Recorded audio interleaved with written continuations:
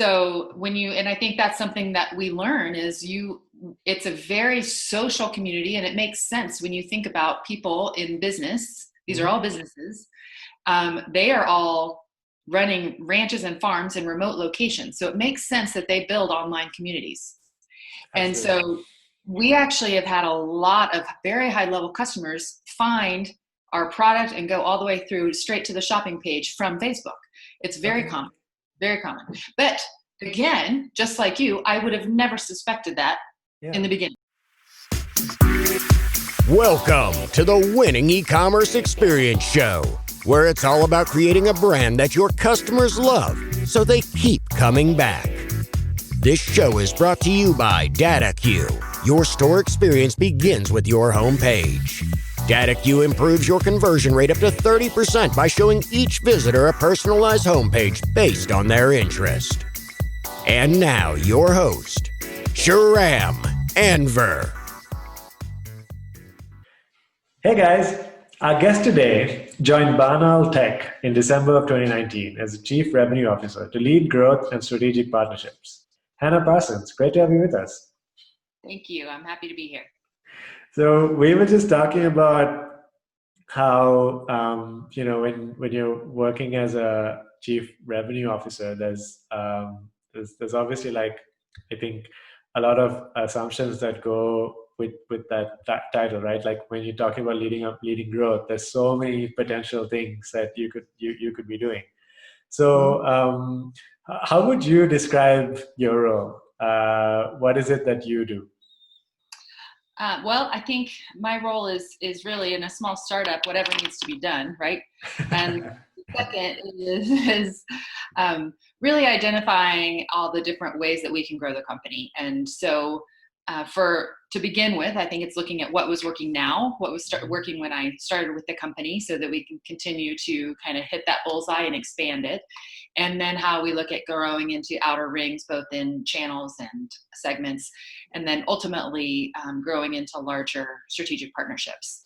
So really trying to look at overall growth of the company without losing sight of what is working for our existing customers today.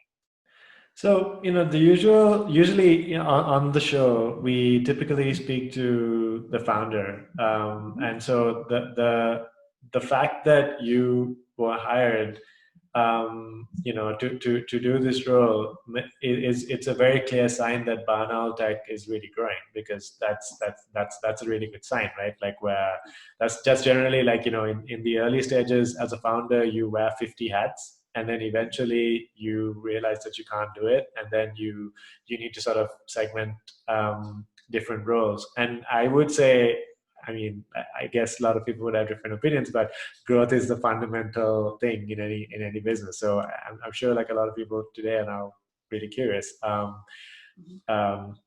terms of growth, what exactly they could be doing. So before we get into that, I think let's add a little bit more context too. Tell us about Barnal Tech. Absolutely. So Barnal essentially automates the monitoring of remote and mobile assets with an AI-powered surveillance platform. So if you think of Nest or something like, or not Nest, Ring, when you put it on, people put it on their front door and they're looking at, and that's all Wi-Fi powered. It's something like that, but it's for areas without infrastructure. So when you're thinking about rural assets and in the middle of nowhere where there's no infrastructure, no power, no internet, so we deploy cameras with a software solution so that people can keep an eye on their property. Right. And so you've got a very clear value proposition there, and you've got a very clear, because, part of what you mentioned there was essentially talking about what makes you different, right? Yes. And I think that's I think one of those essential, like, 101 things which I think a lot of people forget when they're thinking about pitching a product. It's like you have to describe exactly why you are different, and part of that is really understanding who your customer is, because that's when you know what they value. And in this case, you mentioned rural; they don't have much infrastructure, so this is like our value prop. Tell us about your customer. Is this something which I mean, clearly, because you designed the product, it went in with customer in mind, but is that assumption of who your customer was different from when it began? Is this something you can speak to, or like it's always been very? No, absolutely. I can speak to this. Our customer is exactly who it was intended for in the beginning, and I'll tell you why. Our founder grew up in farms, working on farms, his family farms, in rural Nebraska and Wyoming. And so he grew up riding a horse and checking fence lines and water tanks and, driving the perimeter of the farms. He then went to the Air Force Academy and became a fighter pilot, where he had access to all kinds of surveillance technologies, right? And so when he had those two experiences, just like, why in the world are we still driving around farms and ranches to check on these things when we could have a different solution? And so, so I think like any good business, you can only experience sales and growth if you're solving a real problem for real people. And so he then began, when he was in grad school at Wharton, he started Barnal to serve the farm and ranch communities. And so that has been our beachhead. That's been our gateway kind of into our customer base. We have over 700 customers, and largely in the ag market, but not all farmers and ranchers. And so as any product, that was who we have been targeting. That is who we're focusing on right now. But within that, you also end up with other customers who are monitoring other things. We have customers who are in construction, in rural law enforcement, in utility infrastructure. So when you think about all the different people that need that solution, there are a lot of industries impacted. Yeah, and that's really where I was going with that question. So maybe it wasn't phrased well where I said, like, is it different? But you tend to start off with these assumptions on who you're looking to serve. And now it's really interesting that, you've got people like folks from construction and law enforcement that have come in. Has this changed your thinking at all in terms of how you're marketing yourself or branding yourself, or you know what I mean? Because now you're clearly seeing different segments of the market, and as part of growth, I guess you also want to communicate to these folks too, right? Yes, and that's some of the stuff that we can address as we talk about our website and how we're starting to target those individuals. I think it's really important that we continue to serve our existing customer base. So like I said earlier, not alienating those people, but then how do we start to segment and test other audiences, whether it be, even within the farming and ranching industry, you may target, people that are looking at for security purposes. Others are looking to watch their calving and foaling operations. So they're all different. There are a lot of different groups within each segment. And so it doesn't really change it, but then what we're doing is we're adding to it. So we're trying to ensure that what we have been doing well, we continue to grow, and then we test that in other segments of those industries. So you'll see on the site where we started to add solutions and landing pages for different solutions within the ag market, and we're preparing to roll some of those out in some of the other segments like construction and job site surveillance. Right.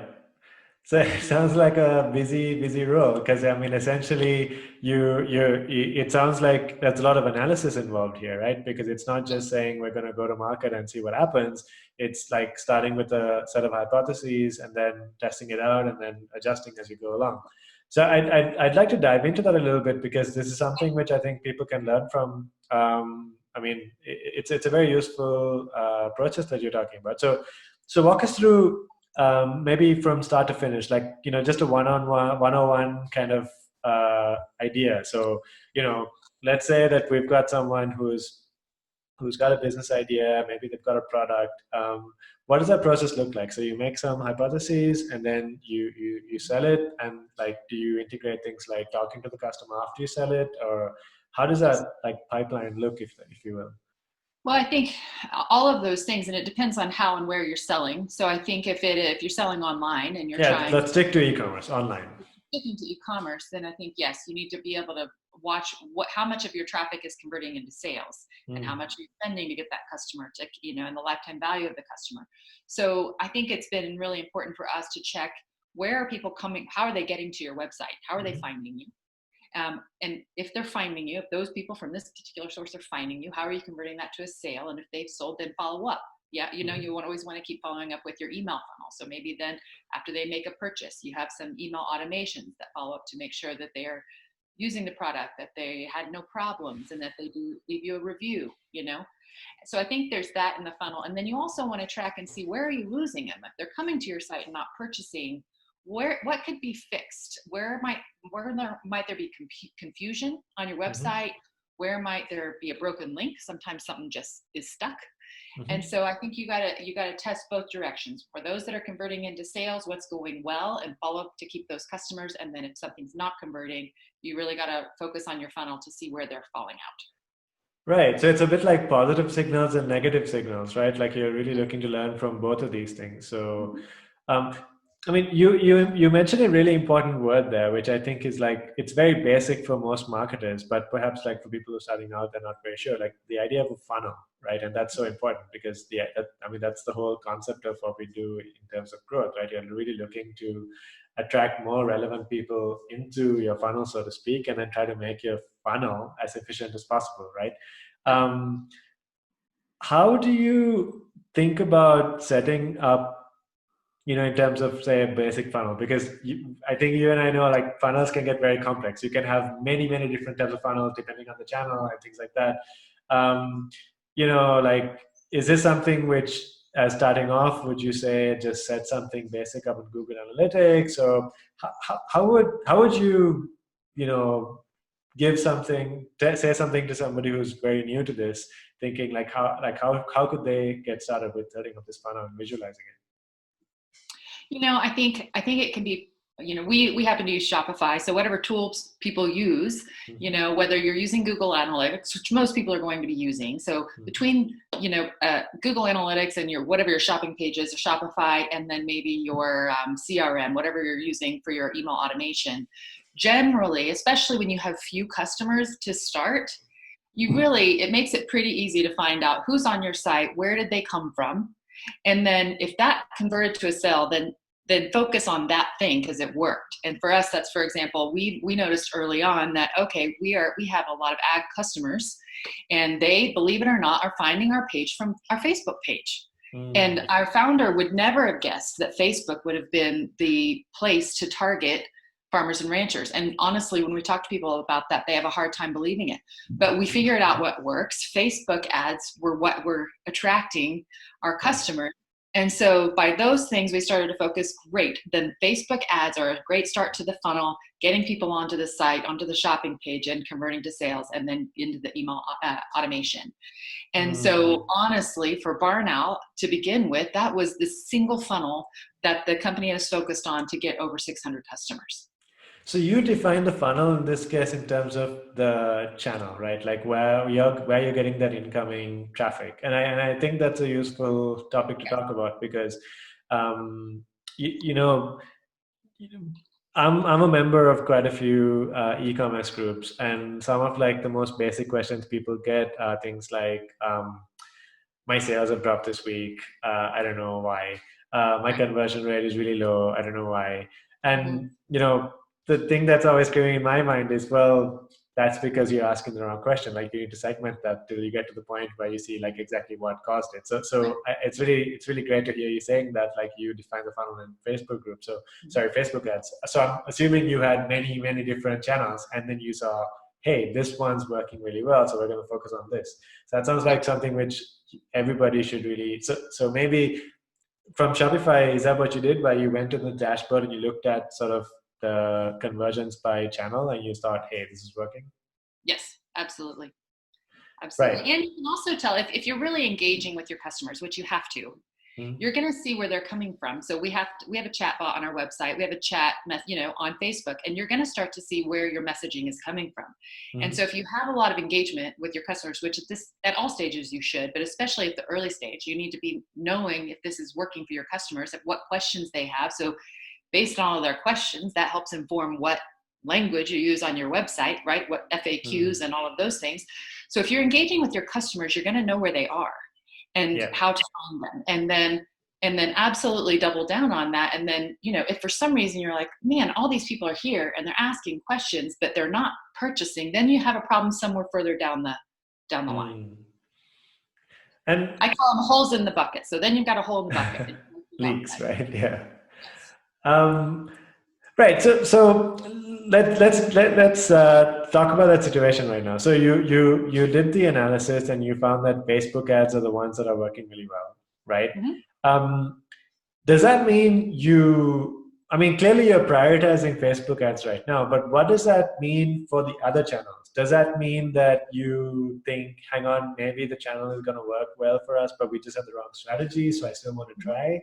Well, Yes. how do you think about this? Because clearly you don't want to keep putting effort into something that's not working, but you also want to make sure that you did the right thing and you did Yes. the right test, right? So it's a delicate balance. No, I think that's a great question. And mind you, all of this happened before I joined the company, right? So when I joined in December, we were asking that exact question. So we just said, so there was a very, very small team doing everything. So 2.5 people really were doing everything from fulfillment to marketing to everything. And so, so when I joined the company, they were at that process. Facebook is really working, but we need to tighten it up, get our SEO and SEM figured out. We retained a digital marketing company to help with some of these things because we knew based on that traffic, the same things would likely work in other channels. It's just that we needed more expertise and more hands to make it really work. And so since then, now we've started into now we're starting with Google. We're preparing to start with Amazon, some of those things. So I'm just trying to read between the lines of what you said, right? And it sounds to me like you made these co-assumptions that there are these channels that maybe they didn't work so well, but that's mostly our fault because it's clearly working well in the market. So maybe like you've got, maybe like essentially to answer that question, I guess it's like it looks like you're dividing the channels into two. One are sort of like experimental ones which you're not sure about, but ones which are clearly have to work, like SEO, SEM, with Google and Amazon. Is that what you did, or? It is true. I mean, we knew that this one segment, this ag market, was really working with Facebook, but we also know that we have a lot of other customers. So what we're doing was testing some of the organic search terms that we were targeting. So for example, while in our Facebook target audience, they're looking at words like barn cameras, that kind of thing. In our Google AdWords, we're looking at things like remote surveillance. So I think what we decided to do was let's test these, maybe we were just using the same language in this channel and we needed to use other things. And so through this, last few months, we've started to identify what search terms and things work better on different sites. And I think a big part of that is this concept of intent, right? Because in each of these channels, I mean, obviously this is a very generic statement, so it's going to be different for each customer, but people in Facebook are generally higher up the funnel. They're not specifically looking to purchase, they're really looking to like find things. And Google is a little bit further down the line, and Amazon is like right there. Like if you're on Amazon, you want to buy something. So I'm assuming these kind of behaviors are also just related to that. Maybe so your content on Facebook should be more perhaps research focused, where people are really like to get to know you and then maybe convince you. Is that something which you guys have been considering, or not so much of a? I mean, I think it's both. Our when you get into the ag market, the hierarchy is pretty flat. Okay. So and I think that's something that we learn is it's a very social community, and it makes sense when you think about people in business. These are all businesses. They are all running ranches and farms in remote locations. So it makes sense that they build online communities. Absolutely. And so we actually have had a lot of very high level customers find our product and go all the way through straight to the shopping page from Facebook. It's very common, very common. But again, just like you, I would have never suspected that in the beginning. Yeah. I mean, it to me, it seems very clearly as an example of you knowing your customer well, because what you just said is a really good insight, right? Like you just said that, look, my customers are, doing ranches, so it's pretty clear that they're going to have online communities. So maybe, for everybody listening, it's that think about where your customer is hanging out. What are they doing, right? And so do you have a process in place that, because you mentioned chatbots and engaging with them, but clearly like a big ingredient to success is getting to know your customer. How do you do this? Like, do you make it a process or is it like ad hoc, which you're just trying to get better at? How do you think about this? Absolutely. I think it's something that we're always trying to get better at. We happen to have a remarkable customer support team. Mm-hmm.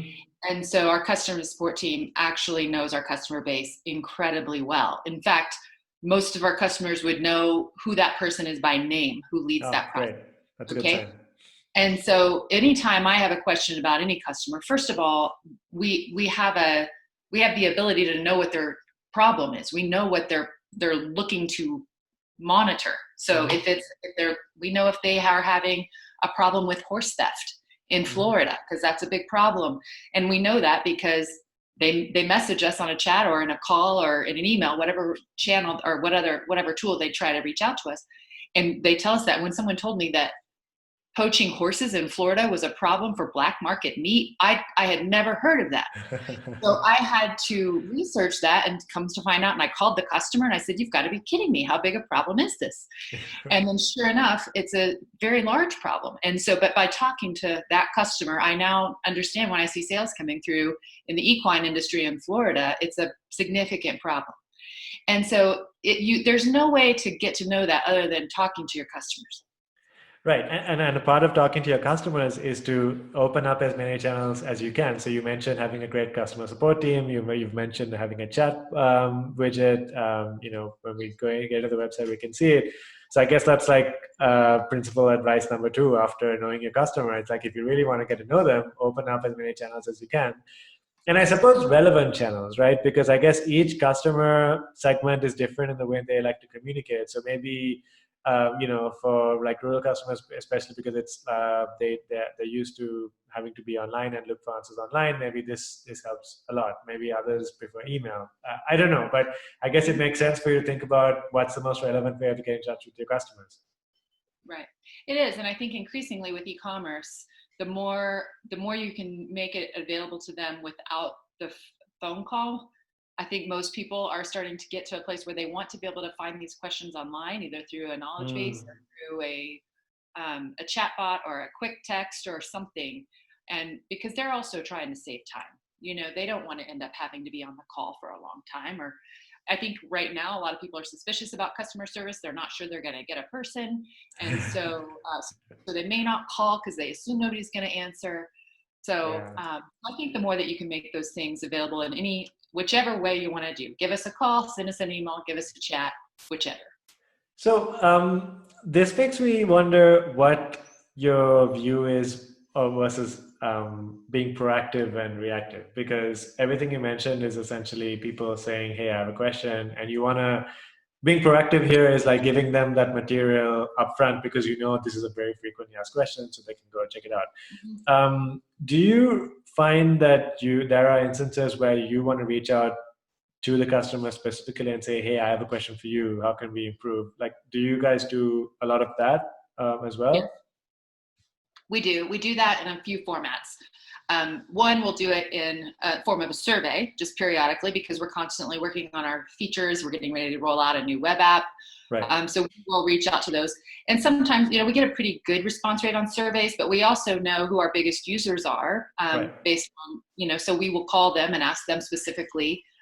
We will also then see sometimes, purchases a high number of purchases coming from an area, and you're like, they must know each other.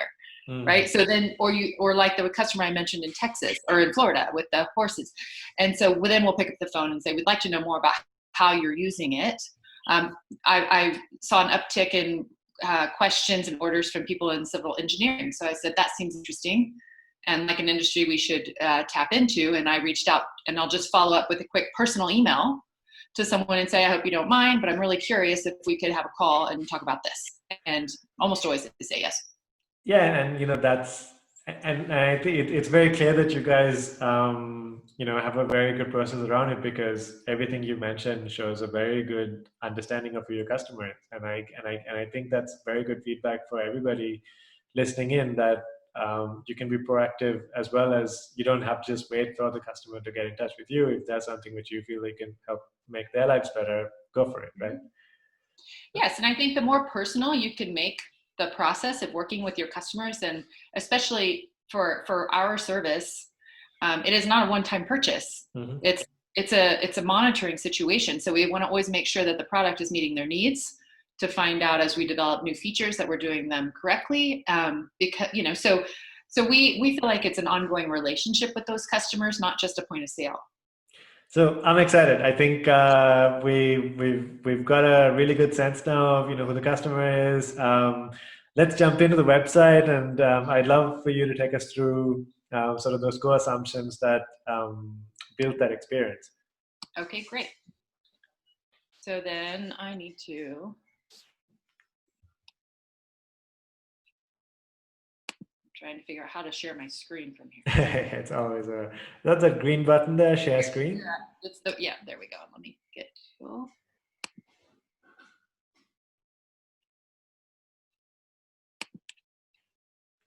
There we go. Okay, seeing the website? Yep. Okay, great. So this is our homepage, and I think one of the important things to note is we just take a very practical approach to making sure that the website says what we do. Mm-hmm. So first of all, we always want to make sure that people know how they can get a hold of us, like we talked about. So we have a phone number right here. We have this chat button down here if somebody wants to click on that. And then we recently, actually, we changed this little chat bot. One of the things we did recently was to change that so that it only triggers on certain, we have a pop-up. Sorry, let me get to this. Well, let's do a quick overview. So here's our homepage. We have the contact information, the chat bot, and this shows the product, right? So we have, here's what the actual camera looks like. Here's how the app works on your mobile device, which most of our customers use our product on a mobile device. And then here's how it works on a screen. So very clear, all the different things that we need the customer to understand right away. And then whether they want to find more information and have a one-on-one consultation, or if they're ready to shop. Mm-hmm. And then right up here, here's very specific information around self-service for how they can, the data plan works, the web app, instructions, both if they just are curious, if they order, and then, or if they order it and down the road want to move their product and have lost their instructions. And then here is what you and I were talking about earlier, where we make sure that we're building out landing pages for each of these sub-segments of our customer base. So right now, we have several who use them for barn cameras. And that may be to watch to make sure their water tank has water in it. It may be something as simple as that, where they don't want to drive and see if there's water in the water tank. Farm security, we've seen an increase in property security needs during COVID, where people maybe their employees can't all go to work, so they're working with a reduced labor force. Mm-hmm. And remote surveillance, and then trail cameras. And a lot of people use cameras and solutions like this when they're hunting. Mm-hmm. So this is where we've been building out the different solutions, and there's going to be a lot more to come. So that's just the quick, as we scroll down here, we have a video intro, some testimonials, ratings and credibility, just a basic how the whole thing works. We get a lot of questions around cellular data. Mm-hmm. So you can see where all the places it works. We have a billing and a map to make sure that people can get coverage. So what can I monitor? Download a guide. How can you save money? And then all the basic information. So, it's just very practical. The thing I notice here is that the sales pitch is very subtle. It seems like a lot of the content here is, I was going through your site, it's very focused on content, teaching, because I'm assuming maybe it's the same insight that your founder had, that maybe farmers don't think about this is possible. So you're really looking to educate them that this is possible and answer any questions that they have, and just trust that once they're convinced that they are going to hit that shop now button. Because your usual e-commerce, you would see some carousels with some prices and some products on that. But was that a conscious decision not to feature that? Yes, it has been a conscious decision, and I think because, again, like we said, we have a very practical customer base, and so it is an educational process, because a lot of, if you think about security and surveillance services, a lot of that industry has been targeting very expensive, infrastructure heavy, network driven systems. And so it's really important for us with our customer base to help them understand that this is possible, like you said, that it's this simple, it's just this simple, and that it works in a rural area. So for a lot of our customers, they kind of, they may start with one or two products, let's say, because they're like, really? And they may test it just to see how this works. And then they follow up and order more because they realize what a great solution it is for monitoring many things. I mean, and the other thing is, like, this is also not very standard where you have the need help and call the number. You mentioned this earlier on in the podcast where it seems like your target group don't expect to get to a human being with customer service. And so you're just like really putting that front and center just to challenge that assumption, so to speak, right? Right. Yes. And I mean, we do get some phone calls, but increasingly with the addition of the chatbot, we get a lot more questions through this than we do with the phone call, but at least people know that they can call. And I think sometimes it's knowing that there's an actual US phone number, I'm going to get a person. They may or may not call, but it can also give them, I think, confidence when they purchase to know that if I have a problem, there's a phone number, I can call someone. And so I want to just be careful here for people listening that this is not something which everybody should do. This is very clearly deliberately done because the type of product that you are selling requires, I guess, it's a very sophisticated product that the person who's buying it needs to really understand before, versus a toothbrush, which is like the extreme, where you probably don't need help or do some on the call. So, I don't want anyone looking at this and just applying everything here. I think the lesson learned here is just really appreciate what kind of questions your customer would have. And if there are a lot, then perhaps a kind of homepage design like this might be very helpful. Yes, and I think you also would never want to do this if you didn't have the infrastructure to support it. So we emphasize our support. Our customer support is, creating value for our customers, reliability, and support are right. Three of our differentiators. And so for us, that customer support feature is really important because they want, people do have questions about, does this tie into my cell phone, or is it on a separate cellular plan? So you certainly wouldn't want to do this if you did not have the infrastructure to support it as well. Gotcha. So can you take us through the buying process? So let's say I read this and I'm thinking, this sounds interesting. So show us how that looks. Yeah, I mean, it's really simple. If you just go here to, these are our three, we simplified it. These are our three top selling products. So this is the basic. You can buy just one range cam, you can buy an essential bundle, or you can add the solar bundle. And so this is where we start. And then as people look through here, then they may come over here to accessories, very simple again, and then they can add whether if they have access to power, they can add a power adapter, they can add a replacement antenna, batteries, and then if they click through if they need specific mounts, locks. So it's very simple, clean. So it sounds like when someone's coming in for the first time, they are most likely obviously going to want to get the camera. But then once they get the camera, now their most likely thing that you can sell is hopefully another camera. If they've got another installation, they can use it, but more likely the accessories, correct? Yes. Yes. I mean, probably one of the things, what ends up happening is if they try, let's say they just get a range cam, very often, if they come back, they'll come back and buy a bundle because they'll realize I like having the solar panel, not having to always work with batteries. They will maybe, if they realize they have some power that they can connect to, and then maybe a lock if they're worried about theft, and then these types of things. They may buy the camera and not yet know where they want to put them, so they may come back and buy some kind of screw mount or other mount because they've realized there's another place they'd like to put it. Gotcha. But most often, if people come back, they're buying additional cameras. And how do you think about this? Because it's clearly the first time customer in terms of profile and what they'll buy is very distinct from the second time, right? Like the returning person. We just talked about the accessories. So does that influence the way you do marketing or change your homepage at all just to try to recognize this? Or is this something that's not really an issue? No, it is something we're thinking about. And it's actually something we're preparing to do because we've seen so many people come back and buy multiple cameras, and we're seeing an increase in demand from the surveillance market versus just the ag market.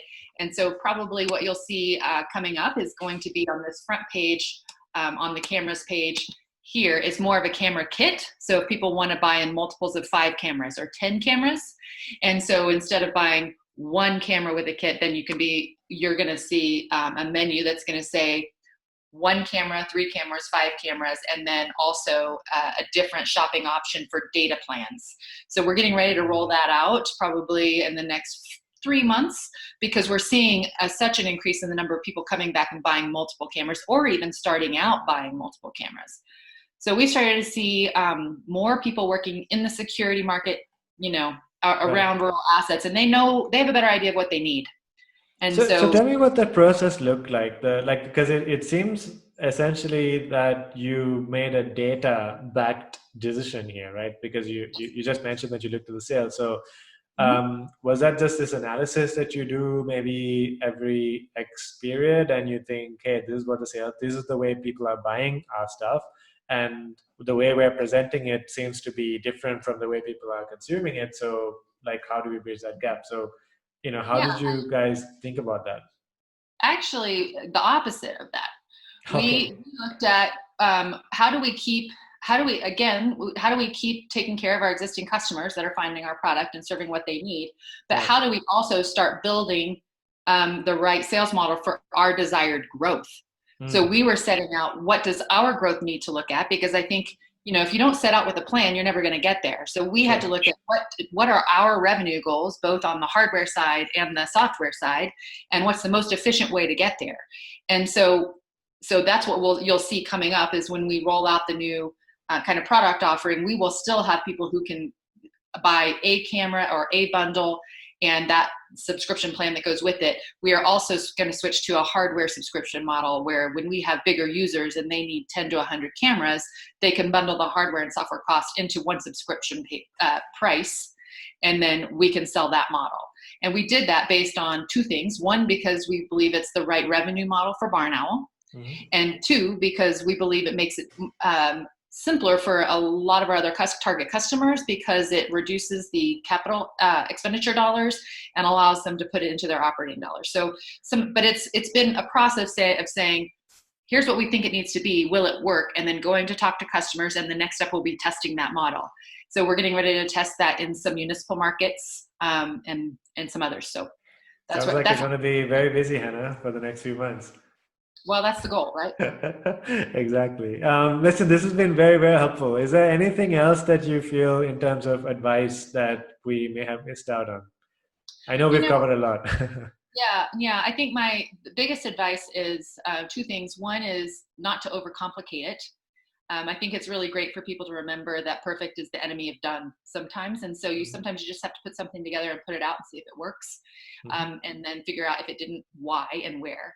And then the second thing is not to be afraid to get help. So I think it's a good investment sometimes if it's not your area. I mean, I'm not a professional marketer necessarily. I build partnerships and growth.